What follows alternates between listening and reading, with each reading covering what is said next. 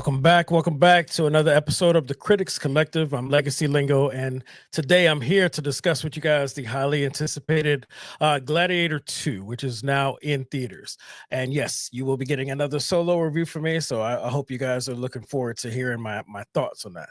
But before we do get into the review, if you guys do enjoy our content and reviews on all things media, please make sure you give this video a thumbs up, hit the subscribe button, hit the alert button, and join the collective community. Every little interaction helps the page grow and allows us to continue to make content that we love to give you guys. All right, so Gladiator 2 is, man, this is a title that has been talked about coming back for some time, and it's always been speculated, and then it's always kind of gone away. They've been working hard to try and get a script that was worthy. All right, and the Gladiator 2 story goes as follows, according to IMDb. After his home is conquered by the tyrannical emperors who now lead Rome, Lucius is forced to enter the Colosseum and must look to his past to find strength to return to the glory of Rome to its people. All right. So this is, in case people are wondering, because the internet has been speculating, this is a direct sequel. This is not a reboot. This is a direct sequel. And then if you're not sure how, I don't want to spoil it for you because it may be a big reveal. If you don't remember the original Gladiator, or if you need to go back and watch it, I think that would be a great experience for you. So I'm not going to throw it out there, but this definitely tied in. My initial impression when this was first announced was that I was worried that they weren't going to be able to find a way to tie it to the first one well.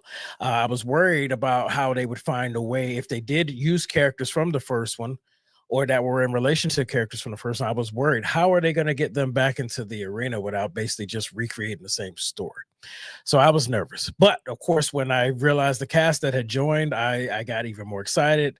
When I started seeing the trailer, I got even more excited. I was like, you know what? This may be what it needs to be. So that was my initial impression. All right. So let's just go ahead and get into my highs and lows. Okay.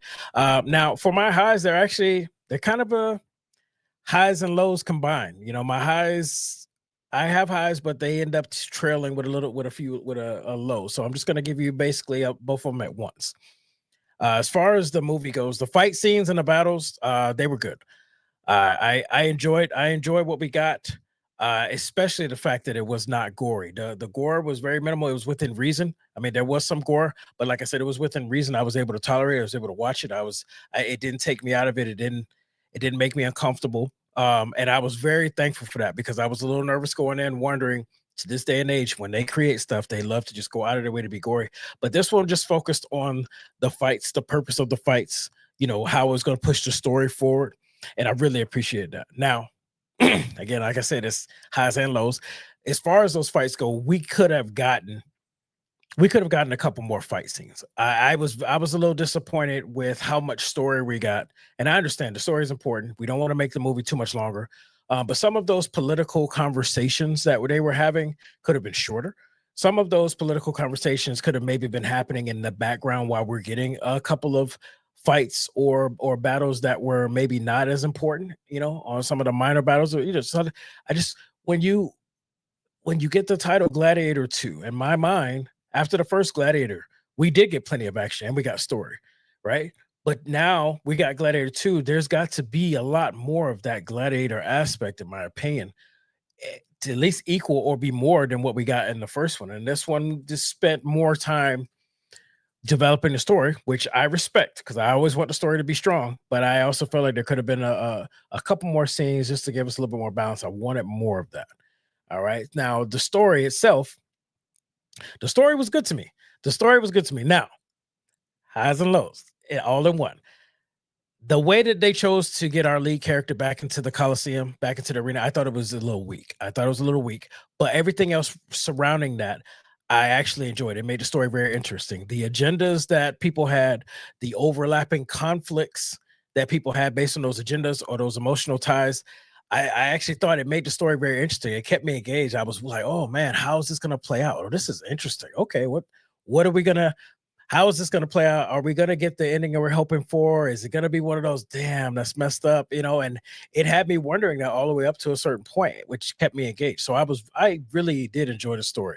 again, it was weak how they got our lead character in there. I was worried again they were going to have a hard time connecting um this story to the original, and it's to get those characters that are attached to those original characters back into the arena.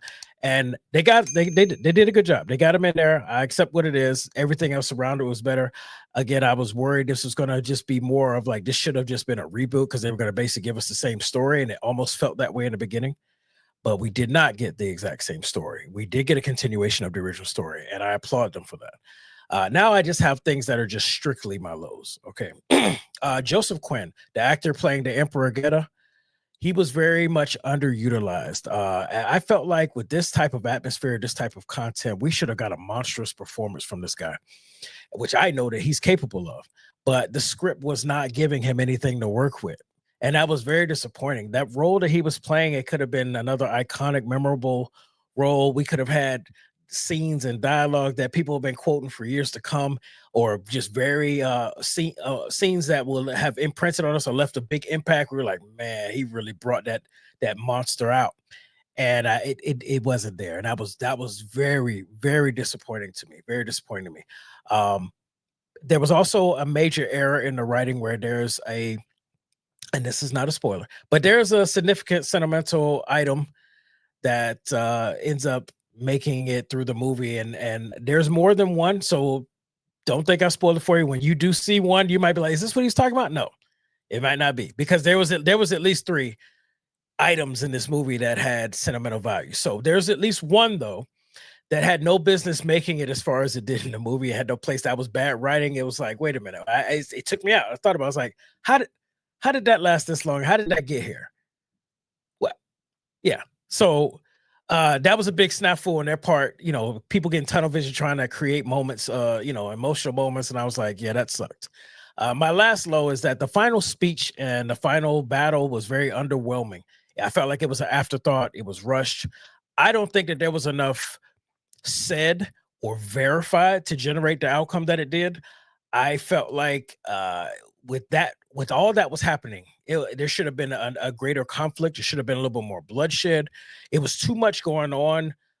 It was too much going on, too much emotion involved for things to just kind of work out the way they did. It should have been, in my opinion, there was so much going on and so much emotion involved that there's no way you could truly make sense of what was being said, what was being done. So I expected to be a level of misunderstanding, miscommunication, and there still be some bloodshed before we got to the ending that we got. I felt like it kind of wrapped up a little too neat, too easy.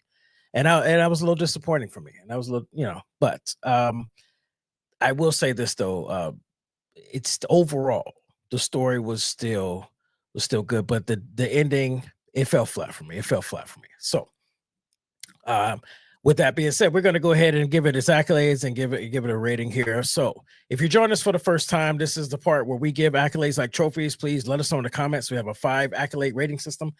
Let us know in the comments how you feel about it and what you would give it. Here we go. 5 accolades for the Critics Collective is excellent, a must-watch, highly recommended for all viewers. 4 accolades is good, worth watching, but has notable flaws. 3 accolades, average, some enjoyable moments, but lack significant impact. 2 accolades, below average, some redeeming qualities, but generally disappointing. 1 accolade, poor quality, not recommended, and 0 accolades, meaning horrible, absolute trash. All right, so for me, this film, and this is me not being one of those that love the original so much that I can't accept that they made a sequel. All right. But I have to give this, because of the flaws that I mentioned, I actually have to give this 3 accolades. It's average.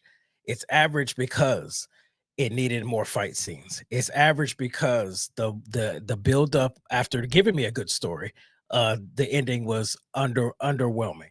Okay, it's average because we had a chance to have an iconic villain that surpassed what Joaquin Phoenix did with the original.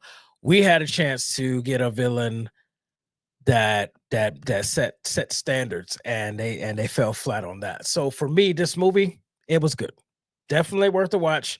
I recommend everybody give it a shot. Make sure you watch the first one and tie it so you can understand how you're tying it in. If not, they do give you enough moments of flashbacks to try and help you understand.